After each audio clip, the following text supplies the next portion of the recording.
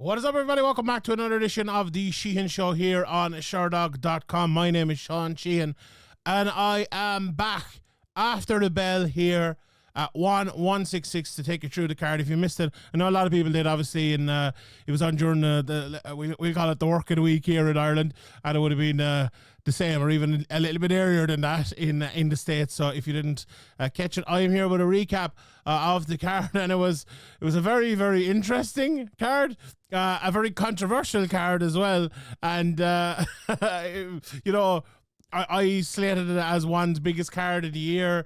Well, what could be? Obviously, we could have something bigger later on in the year, but I thoroughly enjoyed it, if I'll be honest, and I think a lot of people in the MMA sphere were watching it, and a lot of people were tweeting and talking about it as well, and I think people enjoyed it generally.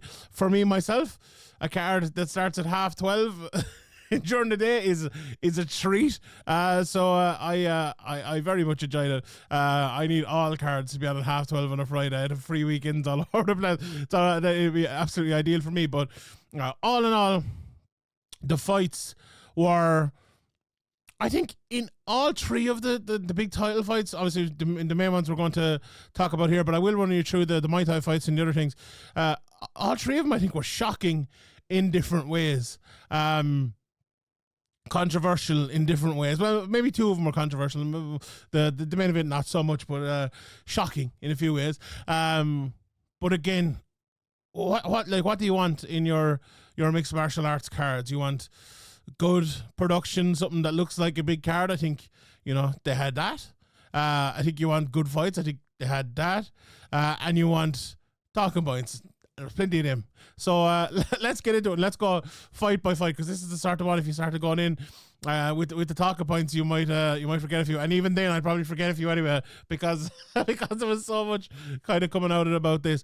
Let's talk about Reinier versus Anatoly Maykhin. The fight, if you didn't see it, ended in the third round with Anatoly Maykhin beating Reinier and becoming a three-way champion in one championship, which is absolutely historic. And I suppose, with the weight cutting the one championship have, it's not your normal three-weight championship. I think Luke Thomas put it best when he said he is the heavyweight, cruiserweight and light heavyweight champion of one championship, which kind of makes sense, although that's not it officially, but that kind of does make sense. And if that's the case, there's nothing wrong with that, and I think that's pretty good, and it's definitely an achievement. It's not like if you become let's say PFL were a similar level of and PFL is a bad example because they do tournaments. So let's say Bellator, or if you become the Bellator middleweight, light heavyweight, and heavyweight champion, it'd be a little bit different because of the weights and all of that. But either way, we'll take nothing away from Anatoly Maykhin. In fact, he had to come through a tougher fight this time than he had the last time, which, if you listen to the preview, I kind of, it's not that I called it, but I did kind of say, if you were to pick out a few things that Reinier did in the first fight to do in the second fight to bring him back into it a little bit, I think I probably picked out everything that he tried to do and did relatively well to make this, at least for the first round, a competitive fight. So the first thing was, don't get punched early like you did the last time. He did that. He, I'm going to steal a phrase from judging to break down this fight a little bit. He didn't present the target. He never presented him that chin to be knocked out in the first, throughout the whole fight really, but especially in the first round. He kind of fought sideways a little bit. He fought much, much better defensively. He fought much smarter, I thought, and did a very, very good job. Now, was he winning at any point? Not really, maybe a little bit early. But I think that's the A point of it. Right, it's like a soccer team going out to not concede a goal. Okay, we might win 1-0, but look, the worst case scenario, we're not going to lose. Right now, MMA is a little bit different, as we'll find, as Reinier and we will find out in a second. But I think that's what he did, and that was smart. After that, he threw the right hand, which I talked about in the last in the preview. That right hand landed an awful lot in the first. Well, not an awful lot in the first fight, but it landed in the first fight, and it's something you can build on. Plus, he put a leg kick with it. So I think that defensive shell The leg kick and the right hand were very good for Reinier the Ritter.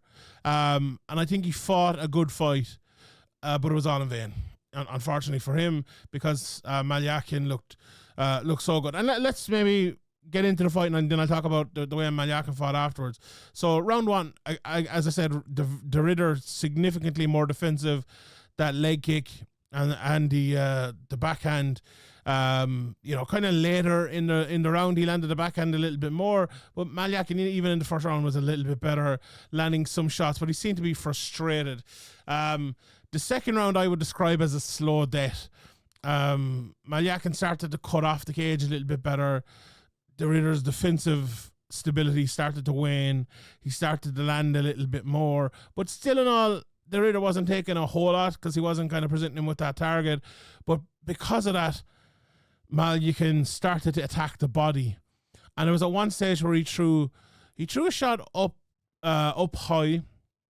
I think it was maybe a lead right, and he came down with a left hook to the body and then a right hook to the body, and you could see, everyone in the crowd and the two of them knew what was happening at that stage. It was like, well, that hurt him. Let's do it again. And he did it a few more times, and he got more and more success. But towards the end of the first round, it was this very same thing that happened. Sorry, the end of the second round, the very same thing that happened in the first fight. That uppercut, that kind of the side bolo punch that hit him in the first fight at the very start, that changed the whole fight, hit him again towards the end of the second. And to be honest, I don't think it was as big of a shot, but I think it didn't have as big an effect, but it had an effect on this fight. It was the most effective shot in this fight. And you might, if you hadn't seen the first fight or you hadn't watched it back, I think a lot of people mightn't take much notice of that. But I think because it was such a huge shot in the first fight, the fact that it landed here and it hurt him, I think it had more of a mental effect than anything. And when the third round came, the fight was gone out of him. Anatoly was landing some nice shots, opened the pace a lot. The Ritter just had no answer for it. He went down, tried to triangle him, couldn't get it.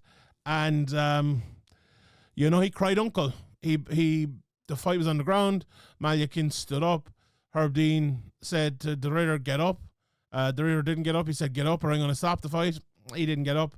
And Herb Dean stopped the fight. And, it was literally someone crying uncle. He gave up.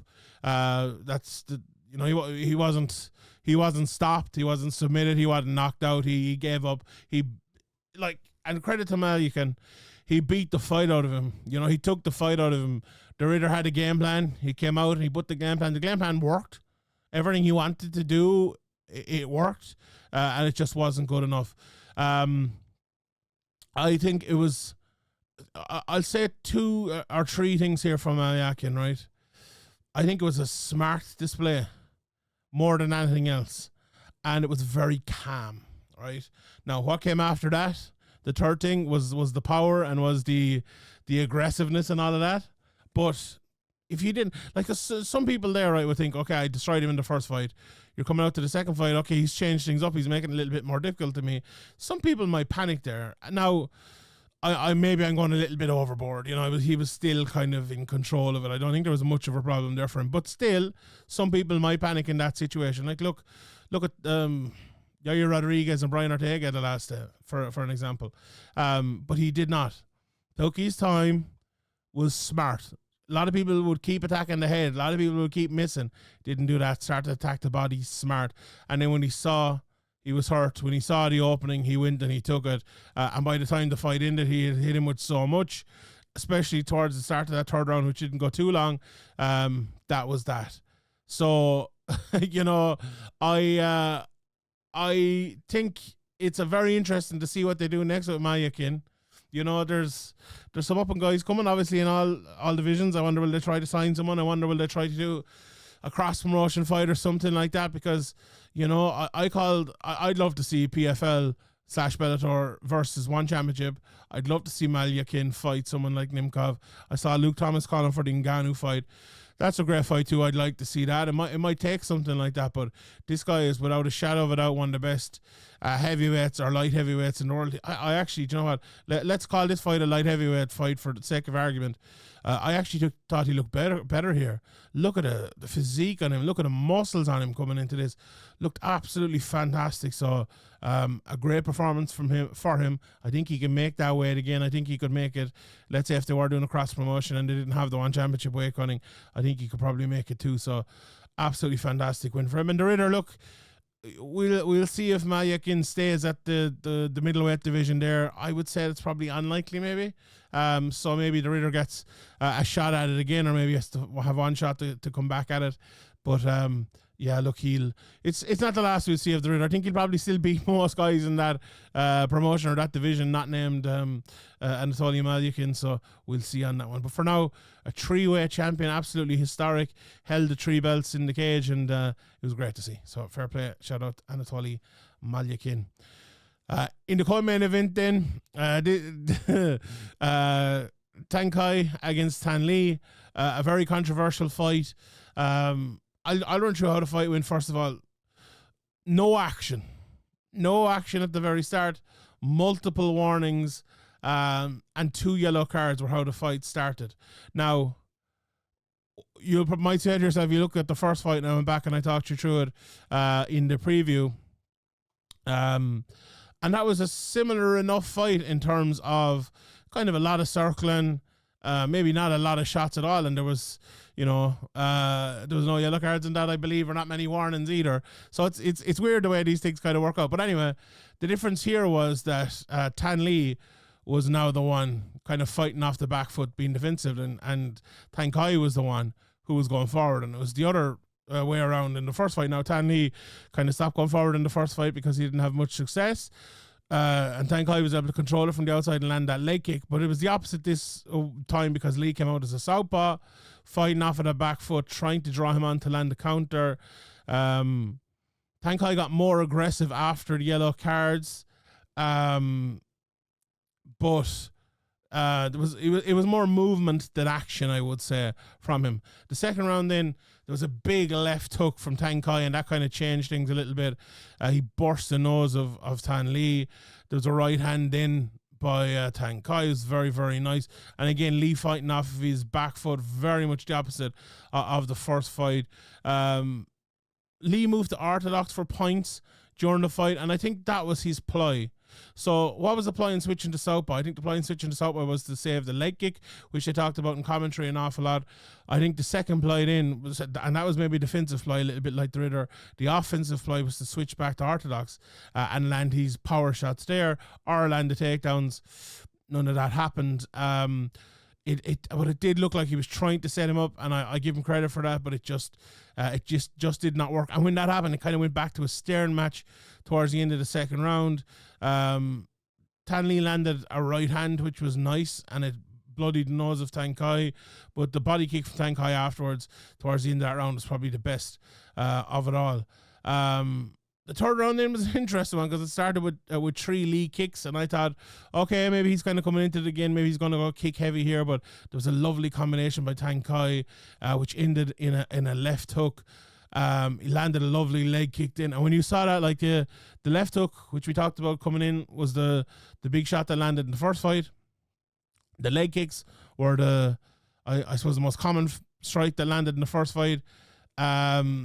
And you're kind of thinking that this is going to switch. Then there was 2 more yellows, which really stunned him into life, because relatively quickly after that, there was a right hand that knocked down Thanh from Tang. Lee was absolutely stunned on the ground, and that left hand that he landed on the ground with Lee just prone was a beautiful, accurate shot that just finished him, and the ground and pound, a couple of more shots into it, but beautiful right hand that knocked him down, stunned Lee, and from there it was history at the end of the third round, or the middle of the third round even. It was towards the end of the third round, actually. An interesting fight. We'll speak more about the yellow cards so there was yellow cards in another fight. We'll get to that other fight in a second. And I think the referee gave yellow cards in this fight because there was yellow cards in the other fight. The first set of yellow cards were like, maybe we could have waited another minute for giving them. The second set of yellow cards were like totally unnecessary. There was like 3 big head kicks before that, or 3 big leg kicks. There was a big combination. There was some good stuff happening in that round. There was really no need for it. So that, it did change the fight a little bit, but not so much. I think Tang was coming into it anyway. And I think the finish was absolutely lovely. But, you know, it's funny considering he won the first fight and it was relatively close. He's in his mid-20s. Thanh is now 38. It's, it's probably the last time that these two will fight. And I think it's probably the end of that rivalry, which was very fun, I suppose, in one championship, with Thanh coming back and beating Ilya Freemanov last time out there, and he shot again. So a great win for Thanh and for Kai Tang. Tang. I'm glad this fight won't happen again, but because it's very confusing with the two names. But anyway, he moves on. Who will he fight next? I suppose we'll see on that. But it'll be interesting as well to see what Thanh does. Maybe it's retirement now, but I'm sure he's a bit more fight left in him. The third title fight of the night then was the most controversial of all. It ended in, let me just check here, it ended in 56 seconds via disqualification. Now, I haven't had a chance. I was actually on the move watching this. So thank God it was on YouTube here on Sky Sports Fair Play. So I was kind of watching it on the move. I saw the whole fight, but I didn't hear all the breakdown afterwards. But here's what I saw, and maybe I could be corrected if something else was said in the broadcast or anything like that. As I said, I haven't had a chance to see it yet. But so Brooks came out and he grappled a lot quicker in this fight than he did last time, or successfully anyway. He took the back. Looked like he was going to kind of maybe try to get in for the rear naked choke, but one thing led to another. He picked up Pacio, spiked him on his head, got on top, threw a few ground and pound shots, and Herb Dean stopped it. Right, so I'm sitting there watching and go, oh, Jesus, I was expecting 25 minutes here. Jar Brooks has won it. And then I saw Jar Brooks kind of going mad. I was like, oh, what's happening here? And then they showed again and they showed a spike. So, it's funny enough, I watched the rules intently beforehand at the start of the card back at 12:30 that morning. And no spiking on the head of the opponent. So rightly enough, look, he did get spiked in his head. It was an illegal shot. But the problem there for me, and this is my conjecture now rather than anything that was on the broadcast or anything like that. The spike happened, right? There was no warning from Herb Dean. There was no stopping the fight to see was he okay, to see could he continue. The fight was a loud go by Herb Dean. There was, 5 to 10 more shots of ground and pound by Jared Brooks, and then he stopped the fight. He didn't stop the fight on the spike. So you're going back and you're re-reffing that fight. And then saying that spike was the reason the fight was ended. We don't know that, right? We don't know that. Now, we don't know whether it was or whether it wasn't. And if that's the case, I think that is the exact example where you give a no contest. I don't think that's a disqualification. Now, maybe he would have been disqualified if he had stopped it exactly then and Pacio was unable to continue. Absolutely, I've no problem then, right?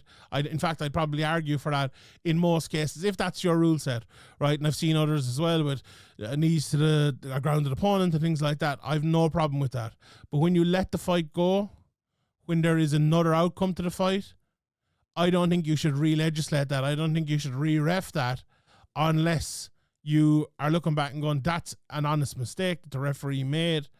There's going to be no advantage for fighter A, no advantage for fighter B. We'll call it no contest, let him go at it again, right? Which is fair. And that's what should have happened here. Like this, I'll say it again, this is the exact example of a fight which should end in a no contest. I know we don't like no contests. I know people want to call for DQs, but this fight wasn't, from what I saw, this fight was not stopped at the time because of an illegal shot. It went back and they saw the illegal shot, re-refed it, and then realised what had happened. No problem with that, but that's a no contest. So I think if you're Jared Brooks, I'll be interested to see what Chatry says about this. I'll be interested to see what One Championship, because One Championship are usually very good at these sort of things and going, look, that was the wrong decision. Let's do something else. Maybe One Championship will also go, look, Herb Dean made the decision. That's that. We trust Herb Dean. they're 1-1. Let's do a trilogy, and I think that would be all right too. But yeah, it was definitely an odd one. Definitely an unfortunate way for both of them. If you're Pacio, Jesus, he got slammed on his neck. That's not very nice. If you're Brooks, you're probably thinking maybe he didn't do much wrong. And I saw who was it? Someone tweeted me. I can't remember exactly who it was. Oh, his name escapes me. The PFL betting guy. His name escapes me at the moment. I'll kill myself. But he was saying he wasn't even sure if it was an illegal shot. He was kind of saying it might have been more on the dropped on the shoulder than anything else. Which again, I'll have to go back and watch that again. But if that's true, that's another interesting one. So yeah, it's again, I think a lot could have been let go here if it had been given as a no contest. We could have done the rematch in anyway, but look, that's probably what's going to happen anyway, and we'll see how it goes, I suppose, with that. Ian Parker is the name of the guy I could not remember there. Right, let's move on to the other fights then. We have 2 more MMA fights. The one came just before that between Arjan Bhullar and Amir Khani, and Amir Ali Akbari and Amir Khani. He'll be fighting next week on Octagon, or this week. Is this week on Octagon? This week on Octagon. And this is the one where the other yellow cards are. So let's go through it. My first thing I'd written here in my notes: nothing landed, and that was an appropriate starting to my notes there. Bhullar was just very careful on the outside. No offense by him at all. No wrestling, no punches. Ali Akbari was just too slow to catch him. Bhullar had a clear speed advantage, I think, but didn't use it for anything but just to not get punched in the face. There was 1 or 2 shots laid from Ali Akbari, and Herb warned them at the end of the first round. 2 yellows for Bhullar in the round 2. One at the start and one at the end. Ali Akbari got going after the first one. He was cutting off the cage better, landing better, burst Arjan's eye open. Bhullar landed 1 right hand towards the end of that round, but it was all Amir again, as I said, and he got the yellow late. And then in the third, I actually thought in the third, right, that they were kind of just going at it a little bit, fighting a little bit better, but Herb Dean didn't agree. He thought Bhullar wasn't doing nothing, which, to be fair, right, he wasn't doing much, and he gave him a red card. I thought it was a tad harsh, but the disqualification win goes to Amir Ali Akbari for timidity, which is exactly what you don't want to see in a mixed martial arts fight. But that's what happened. Look, for me, I'm not the biggest fan of the whole yellow card, red card thing. I think a lot of people want no warnings from the ref. They want no stand-ups. They want no clinch breaks or anything like that. I really don't want that. I want loads of clinch breaks. I want loads of stand-ups and all. But when, I do like timidity warnings as well. But I think a warning should be enough. And if you want this in your back pocket to have an incentive to fight, absolutely have it. And look, you need to use it every so often. But was this the example of really where you needed to use it? This is a fight that was kind of clearly going to one guy. The defensive guy wasn't winning anyway. Just at that stage, just kind of let him lose, I think. So yeah, I'm not sure I'm the biggest fan of that rule. But look, the rule they have, it's the rule they have, and they used it, so can't complain too much about that. And then the other mixed martial arts fight was a quick one as well. It was Kito Yamakita versus Jeremy Miyato. Yamakita was striking a bit with him, which I think puzzled a lot of people, but there's a quick takedown after that. A few fin scraps. Again, Herb here was a bit weird. I'm not sure who the fin scraps were by. He just kept warning people for grabbing fences. I didn't see any. Now maybe it was a camera angle or whatever. There was a punch to the back of the head by Miyato that Herb warned about that I didn't really think was a punch to the back of the head either. But anyway, Miyato got back up. There was a desperate ankle pick takedown by Yamakita, but it worked, and he got the bulldog choke, and he choked him out very, very quickly after 4:04 in round 1. But it was very quickly after the takedown. Let's put it that way. Right. let's run you through some of these Muay Thai boxing matches and other things as well. So we had Shinji Suzuki versus Han Zihao into bantamweight Muay Thai. Suzuki started out with leg kicks. Han was, I would say, deceptively fast. Landed some nice head kicks. Fast right hand. Suzuki was aggressive, but he was getting caught. Only kind of landing leg kicks. Suzuki had 2 right hands laid. Han, very nice right hand. I just think Han maybe didn't land enough in round 1. Suzuki knocked Han down with a left hook in round 1. Han was fine, but Han landed 2 nice left hands. There was 2 right hands by Suzuki. It was a great round for Suzuki. Nice combos. Han was aggressive, but just not enough late. Again, aggressive in the third. Suzuki was backing up. Suzuki got tired. Lots of damage for Han, but in the end, it just was not enough for him as Suzuki went, and he took the win by unanimous decision there. Then we had Zakaria Al-Jarami against Ali Suliev. Suliev was very, very... actually, both of these guys were impressive, if I'm being honest. El-Jamari came out, and they both kind of knocked each other off balance in the first. Both got 1 official knockdown in the first as well. Ali landed a nice knee inside, kind of like Ian Gary's one that he was landing. Huge left hook and a right hand by El Jamari kind of bursted the eye of Ali open. Lovely jab was established by Suliev towards the end of the round, and I think that helped him recover from the big shots that El Jamari was landing. El Jamari then was aggressive at the start of the second, but Ali was just too good for him. And the fight changed, I think, when he realised that.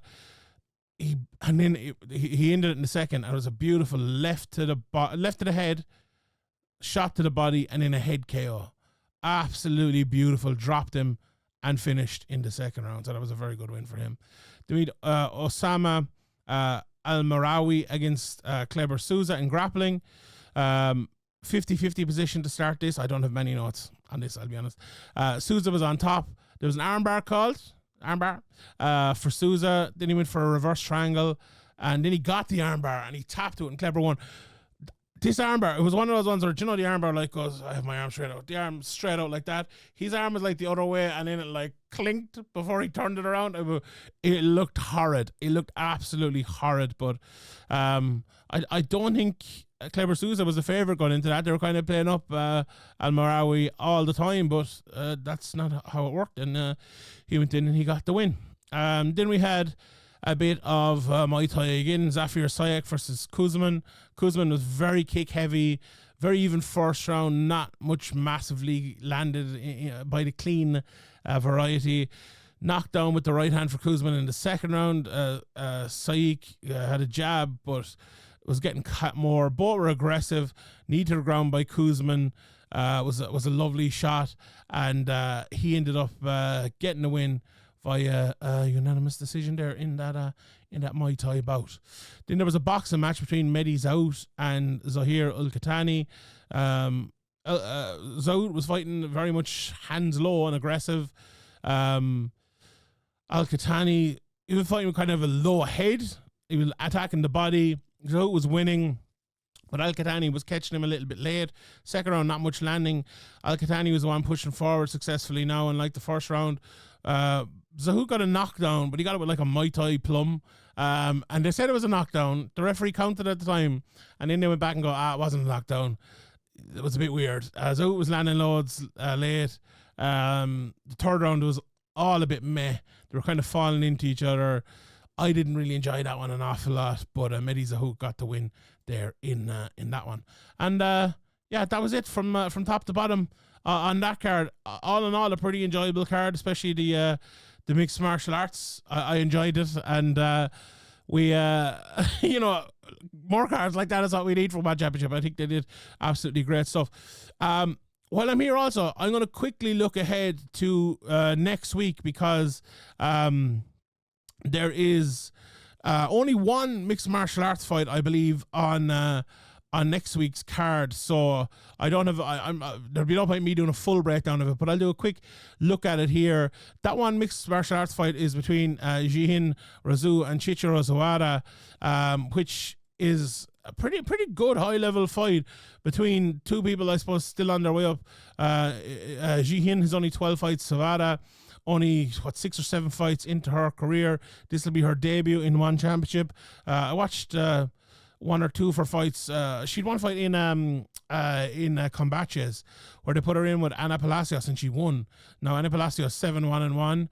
And you know, as someone Irish here, I know especially a lot of the people being signed to Combaches who are, you know, not hometown fighters are being put in there to lose, let's be honest. And when she went out there and she won, you know she's a very good fighter. She was in there with Hisei Wanatabe as well, who was 21-6-1, and she was only a couple of fights into her career. So she's very, very good. Lots of arm bars and submissions on her record. Watching her fights, look, she's a very good wrestler, aggressive, gets inside. And Sheehan, the other side of it, then she's more of an attacking fighter on the feet. She has some very good wins. She's beaten Isuti Hitara. She's beaten Janelle Olsum. She's beaten Mei Yamaguchi, B and win. You know, and she's been in there as well with other people. Look, she lost to Sampa. She lost to Denise Mwanga, the 2 challengers for the title upcoming. So she's been in there with some very, very, very good people. So I'm looking forward to that fight. Probably, you know, arguably the number 1 contender if she wins in Sheehan, and also arguably the number 1 contender if she wins in Zawada, because, you know, you go in there with the record she has, you beat, you know, the next top lady, and you know, you're on a quick road to the top there, I suppose. So I'm very interested in that fight. And I'm very interested in the card all over. It's International Women's Day, and it's all women on the card. I believe the top 2 fights are 115-pound kickboxing world championship and Muay Thai as well. You've Janet Todd in the main event against Pitch Jaya, which will be fun. I've watched Todd a good few times. I really, really like her style, and that's in the kickboxing. And in the Muay Thai, you've Alicia Rodriguez against Cristina Morales. You know, Rodriguez, again, one of the stars for one championship coming out of Brazil. Very, very interesting to see how she looks in that. Jackie Buntan against Martina Michelado is the 3rd fight in that card. And there's much more as well with fighters from all over the world. You see Lara Fernandez out of Spain against Yao Pichu, who is coming out of Hong Kong, I believe. So there's a lot of Japanese fighters, Brazilian fighters, and all on that. So you know, one championship. They offer something different. They really, really, really do, and they offer something constantly different. And I very much enjoy it. So I enjoyed the card that was on earlier today, and I'm looking forward to the card next week as well. Amazon on Prime 20, that is on Saturday, the 9th of March, coming out of the Lumpini Boxing Stadium as you know, the home for one championship, you would call it now. So look forward to that. Tune into that. And thank you very much for tuning in here today. I will leave it there. My name is Sheehan for Sherdog.com, and I'll see you all next time.